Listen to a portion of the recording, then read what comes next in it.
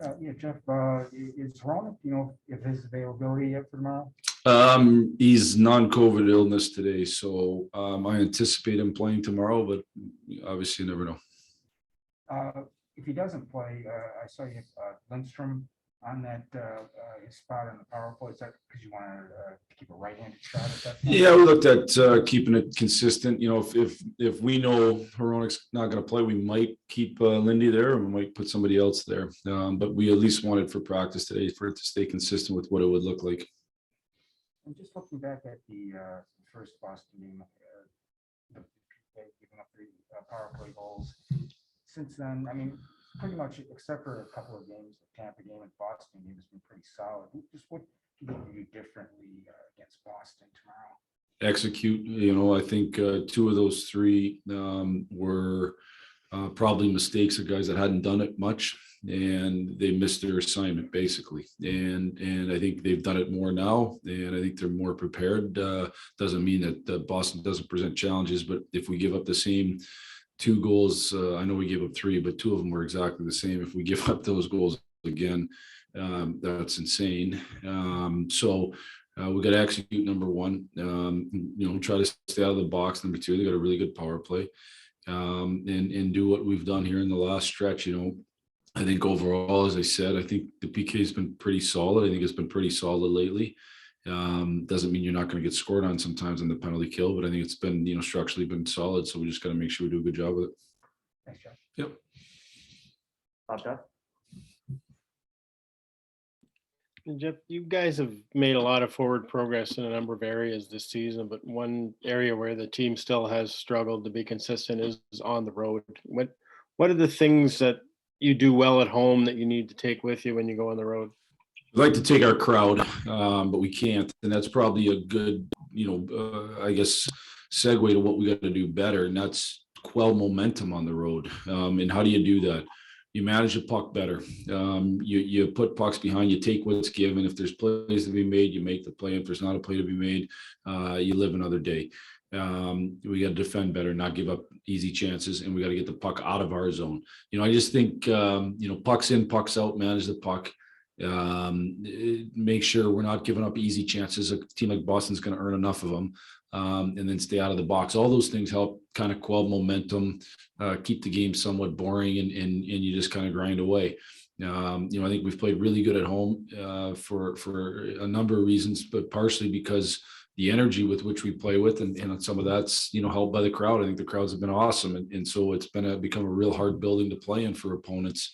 Now we got to make sure when we go into opponents' arenas, we don't allow it to become a hard building to play in. Thanks. Yep. Max Boltman? Hey Jeff, with the Larkin power play unit, I think I've seen him and Raymond kind of switch flanks at various times throughout the year. Like, what are you going for in either of those two alignments, and what kind of decides on a given night? When they're on their, what I would call, I guess, strong sides, their normal hands, it allows you to create a little more downhill momentum with the power play. It's a little less stationary, a little more downhill. And so when we've struggled, we've tended to go back to that at times. When you switch hands, you're in more one-timer type spots, which can be good. I wouldn't say the strength of either Larks or Razors. They're big one-timer, so it's not something we're locked into, but it does allow you. We have scored from that type of setup as well. So it just gives a little bit different look for the PK as well. But those are the two kind of things. And then Boston, I think I've heard you even use kind of their centers as a comp for what you guys want to have down the middle at some point. Like, how active are you, I guess, in kind of picking out a team and saying, like, this is how we want? Obviously, like, their top line, they have a really good two-way center, hard and skilled winger. Not to compare anybody to Marchand, but like, and then they've got a really elite score. Like, how direct do you kind of make those comparisons? No, I would only, with young players, sometimes we pick out specific players and just talk about that's someone to kind of emulate, and if that's somebody on our team, great. If it's somebody around the league, great, and you kind of learn from them. I think every player in the league, well, not every player, but most can learn from Bergeron. I mean, he's such a complete player.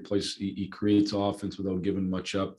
Obviously both wingers are extremely good players, really good players too. But I also think when you have a center that is as complete as he is, it allows those wingers at times to cheat offensively. And when you do it, when it's successful, you kind of call it anticipating, because he's just such a good center. So I think we haven't tried to emulate a line or emulate a team, but certainly with some young players, we've looked at specific guys.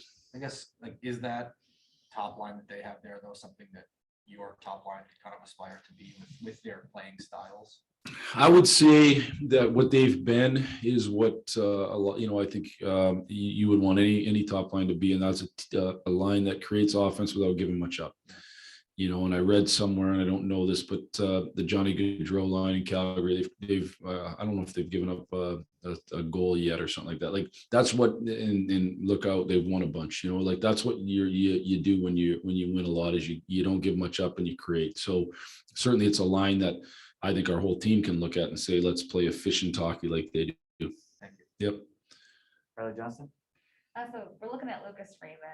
I know it's just a sample size. We've been saying that the past 22 games that he's played in the NHL, but when he keeps hitting milestones that none other than Steve Yzerman have hit himself, is that a good indication of what we're going to see for years to come? You just never know. To be honest with you, it's anytime things are done, and I know, it's 22 games, which is not nothing. It's not 5, but it's certainly not 500.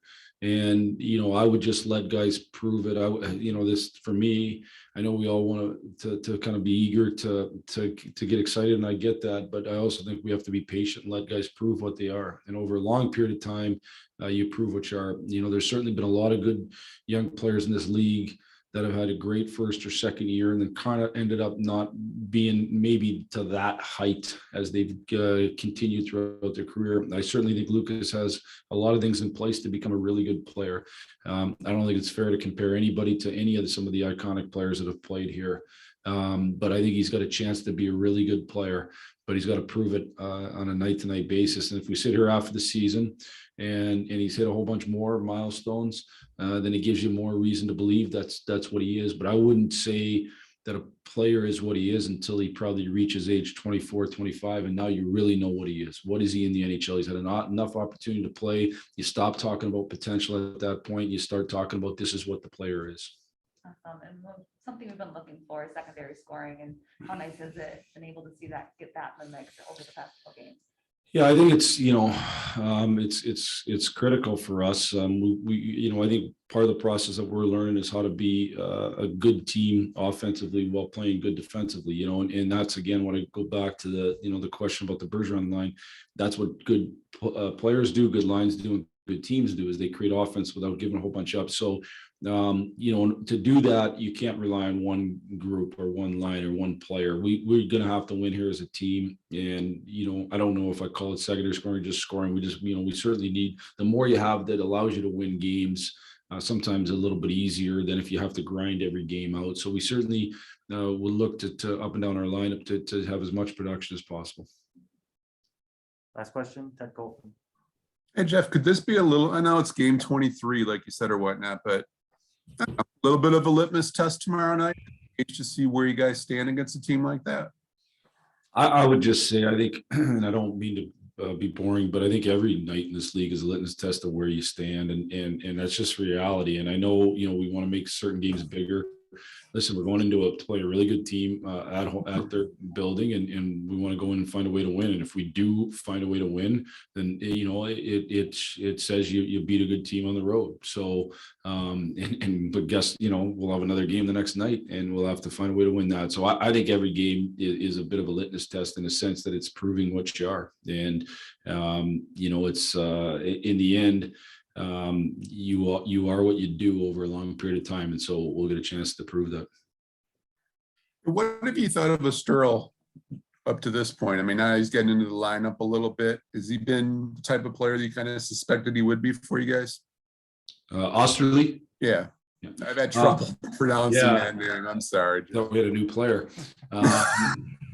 You know what, Oz, I thought the first 2 times he played were off of kind of layoffs. Obviously the first game of the season, he didn't play for a while. And then when he finally went in, he played. And I believe the next time he played, there was some space in between. It might have been 2 games in a row, but in the end, it was hard to build, kind of momentum. And I think he's been better here. I thought the last game was his best game. I think he's been better as he's played a little bit more. You get a little more comfortable in the system. You get a little bit more comfortable getting your rhythm going. I thought last game was his best game. You recruited him at Western, right? Recruited, did not coach. Yep, recruited, but did not coach him. Yep. Is it almost deja vu now, 10 years later or whatever? No, I actually had a chance to coach him at the World Championship. That's right. Yeah, I've had a chance to do it before, but yeah, it's just amazing how fast the time goes, I guess. Thanks, Jeff. Yep. Dana Gruder. Oh, I thought that was the last question. Did I miss one? This will be the last one, Jeff. Just Okay. real quick, the pairing of Mo and Jordan, you've had them together the last couple of games. What have you seen from them? Sorry, ask that again. I was. The pairing of Jordan and Sider together last couple of games. What have you seen from them? How have their skills meshed? I think, obviously we've had Letty Hronik together, we've had Stahl and Lindy together once Stahl got back in. And so it made the most sense to go Oz and Sides. I think they've done, I thought the last game was their best game together. I think they can complement each other if they move the puck quickly and the weak side D jumps into play. And then I think they can complement each other because both guys can join the rush. Both are pretty smart that way. And both would be able to create some offense in the rush.